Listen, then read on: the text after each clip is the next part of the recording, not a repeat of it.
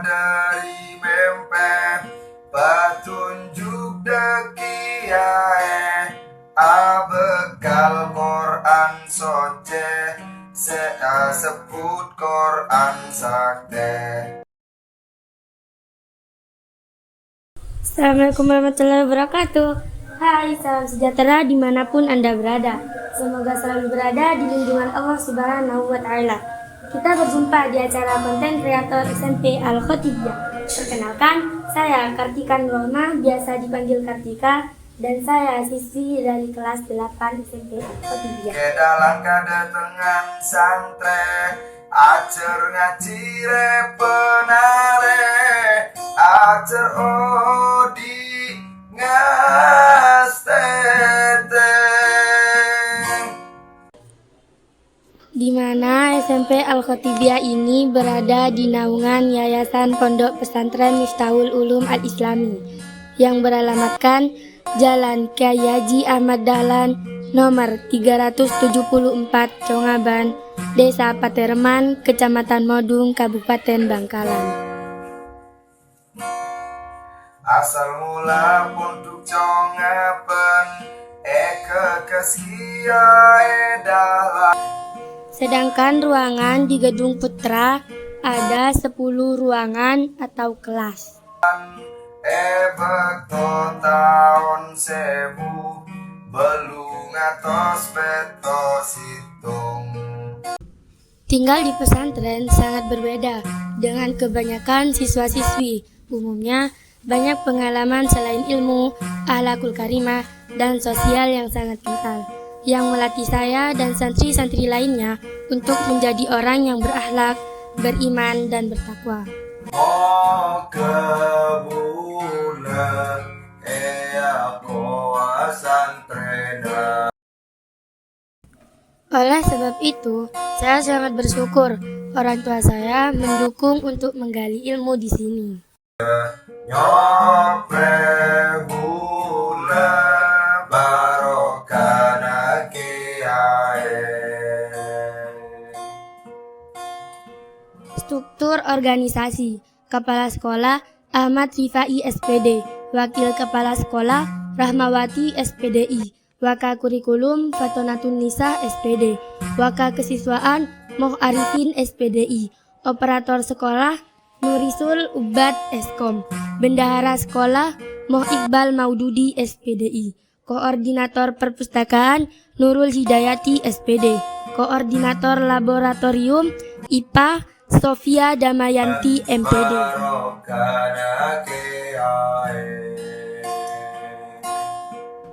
Profil sekolah: nama SMP Al-Khotibiyah, no statistik sekolah 201031311072, tipe sekolah B, kode pos 69166, telepon 0318266101, email smpalkhotibiyah@gmail.com, website smpalkhotibiyah.com, status sekolah swasta, nilai akreditasi sekolah A, skor 88,90, luas lahan 20.000 meter persegi, jumlah ruang pada lantai 1 48 ruang, jumlah lembar 21.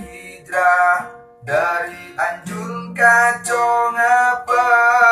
apepet alas katibien.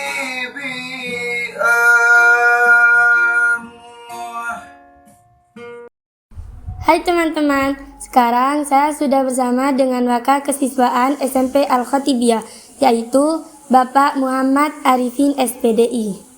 Assalamualaikum warahmatullahi wabarakatuh. Apa kabar Pak? Waalaikumsalam warahmatullahi wabarakatuh. Alhamdulillah baik, sehat. Semoga kesehatan selalu terlimpahkan kepada beliau, karena beliau ini adalah salah satu orang yang paling berjasa atas kemajuan sekolah kita ini. Saya mau nanya tipis-tipis, boleh ya Pak?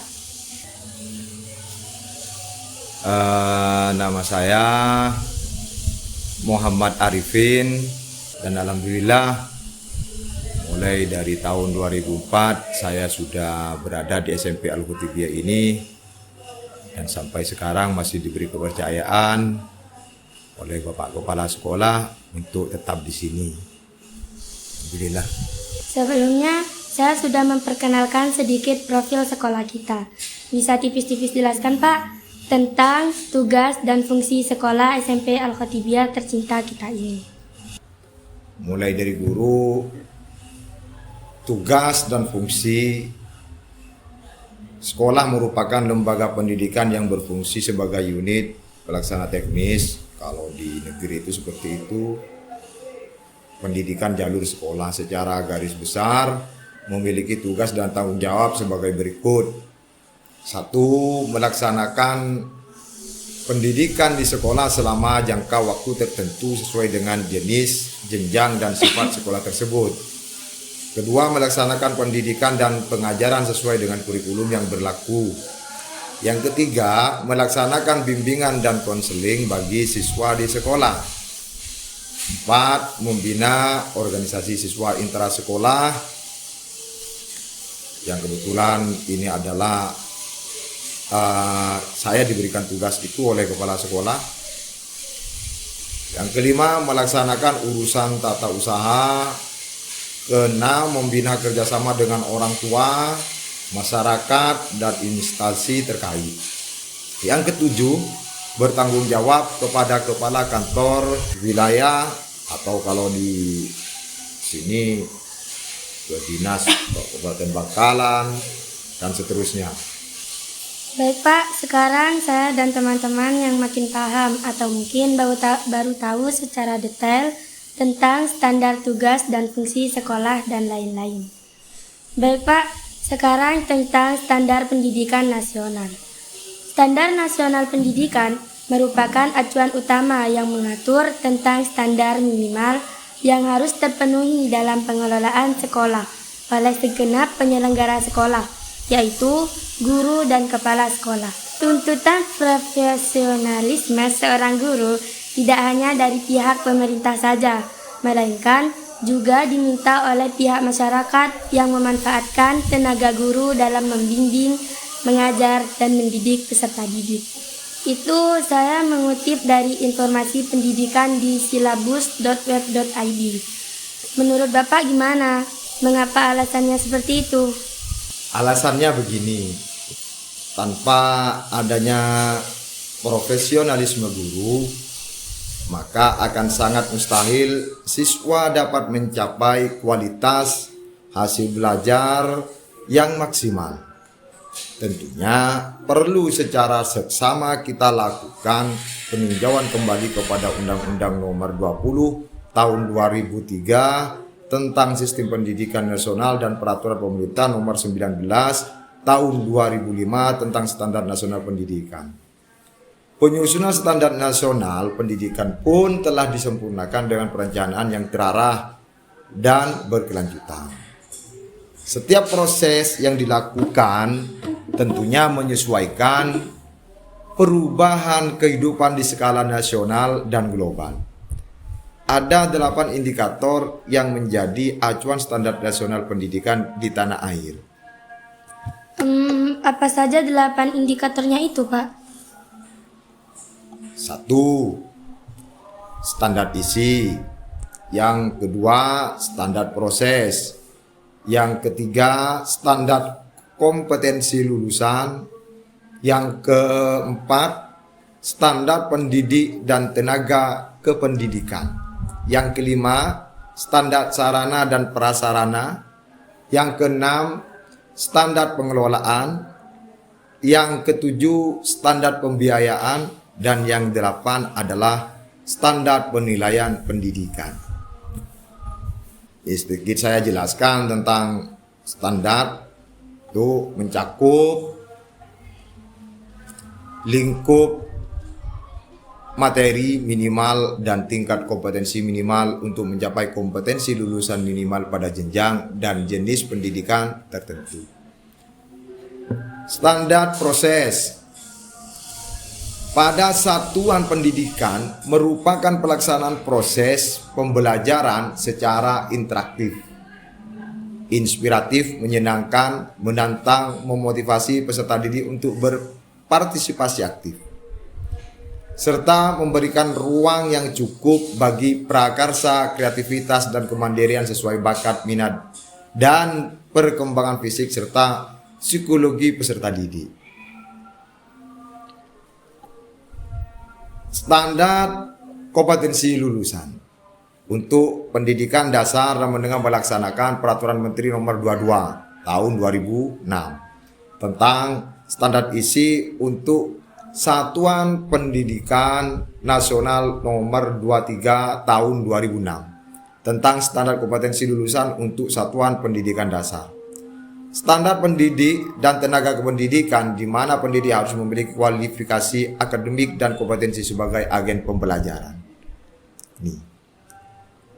Sehat jasmani, rohani, serta memiliki kemampuan untuk mewujudkan tujuan pendidikan nasional. Sekarang standar sarana dan prasarana.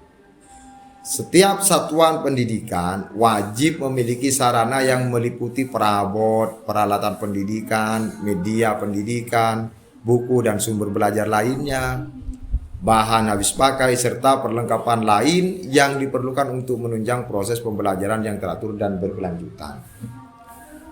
Standar pengelolaan. Dalam satuan pendidikan dilakukan oleh manajemen memiliki kewenangan untuk mengelola sekolah sedemikian rupa. Baik Pak, tadi ada standar isi, standar proses, standar kompetensi lulusan, standar pendidik dan tenaga kependidikan, standar sarana dan prasarana, standar pengelolaan, standar pembiayaan, dan standar penilaian pendidikan.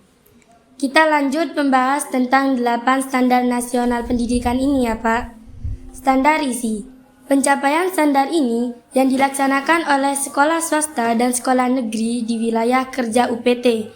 Disdik Kecamatan Modung tidak terdapat perbedaan secara signifikan dalam menyikapi standar nasional pendidikan. Monggo Pak. Pada sekolah swasta ada kepentingan yayasan dalam menyusun kurikulum sehingga perlu diakomodir dalam kurikulum yang dikembangkan oleh tim. Kondisi ini merupakan penambahan dan bukan penghapusan dari acuan yang diberikan BSNP dalam menyelenggarakan atau pencapaian standar isi yang dilakukan oleh sekolah swasta. Baik, standar proses. Penyelenggaraan standar proses yang dilakukan sekolah swasta dan sekolah negeri pada wilayah kerja UPT. Disdik Kecamatan Modung banyak memiliki kesamaan, yaitu dalam hal penyusunan rencana pelaksanaan pembelajaran, pelaksanaan proses pembelajaran dan supervisi pembelajaran. Monggo, Pak. Beda antara sekolah swasta dan sekolah negeri dalam menarik minat masyarakat untuk menyekolahkan anaknya adalah dengan cara yang elegan dan memiliki ciri khas yang menjadi unggulannya, dan melalui promosi-promosi tertentu yang lebih giat dari sekolah negeri yang hanya mengandalkan popularitas dan dukungan pemerintah. Jadi sudah seharusnya hal yang demikian merupakan suatu upaya yang dapat dilakukan oleh pihak swasta. Mengingat pada saat ini, pemerintah tidak memikirkan kelangsungan bagi sekolah swasta, akibat banyaknya kepentingan dalam penyelenggaraan sekolah negeri, sehingga sekolah swasta tidak memperoleh siswa bila sekolah swasta hanya berjalan seperti biasa, mengikuti kondisi sekolah negeri. Sehingga sekolah swasta tidak memperoleh siswa bila sekolah swasta hanya berjalan seperti biasa, mengikuti kondisi negeri. Standar kompetensi lulusan yang dilakukan pengelolaannya oleh manajemen pendidikan di sekolah swasta dan sekolah negeri pada wilayah kerja UPT. Disdik Kecamatan Modung tidak terdapat perbedaan yang mencolok.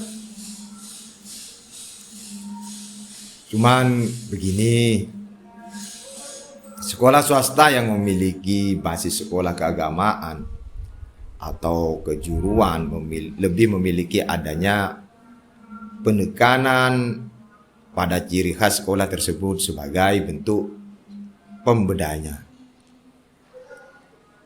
Hal ini merupakan suatu upaya sekolah swasta dalam memberikan ciri tertentu pada lulusannya sebagai produk unggulan sekolah swasta di tengah-tengah masyarakat.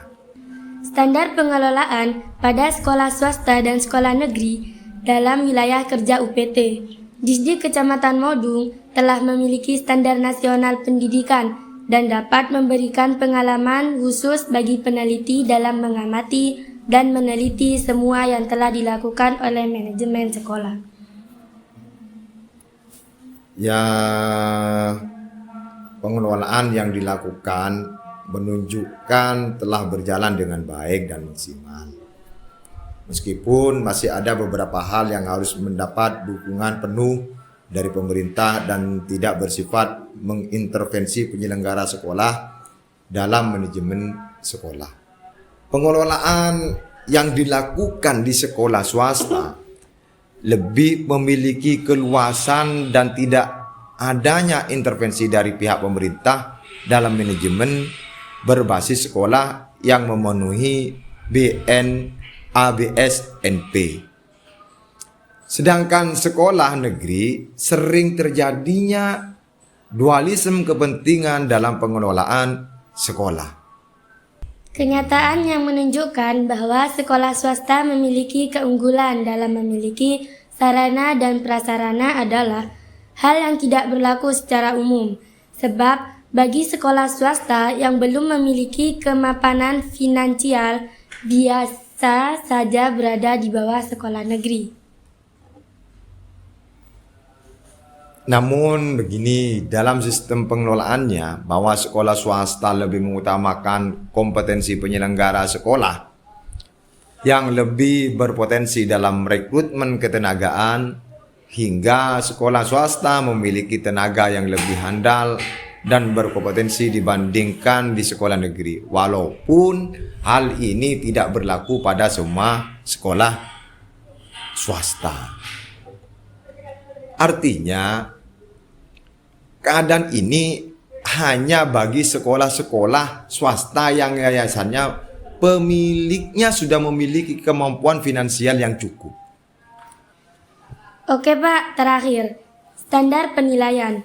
Pelaksanaan standar pengelolaan penilaian yang dilakukan oleh sekolah swasta dan sekolah negeri telah dilakukan secara kondusif dan memiliki langkah-langkah yang terencana, dimulai dari persiapan, pelaksanaan, dan tidak lanjut. Di mana persiapan yang dilakukan dengan membentuk tim, menyusun kisi-kisi, dan menyusun soal secara rapi dan jelas. Penilaian yang dilakukan oleh sekolah hendaknya terencana dan prosedural. Untuk dapat memberikan upaya yang maksimal dalam menarik kesimpulan tentang hasil belajar siswa, baik penjenjangan kelas maupun dalam ketentuan kelulusan. Baik, berarti pelaksanaan penilaian yang dilakukan oleh sekolah sudah sesuai dengan keinginan dari penyelenggaraan pendidikan pada umumnya, karena di sekolah swasta maupun di sekolah negeri. Oke Pak, terima kasih atas waktu dan tempatnya dan keterbukaannya untuk menjawab celotehan dari saya. Semoga selalu diberi kesehatan dan terus berjuang untuk membimbing dan mencerdaskan anak bangsa untuk membangun Indonesia makin maju.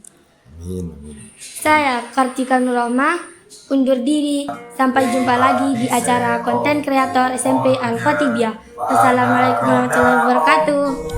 Salam.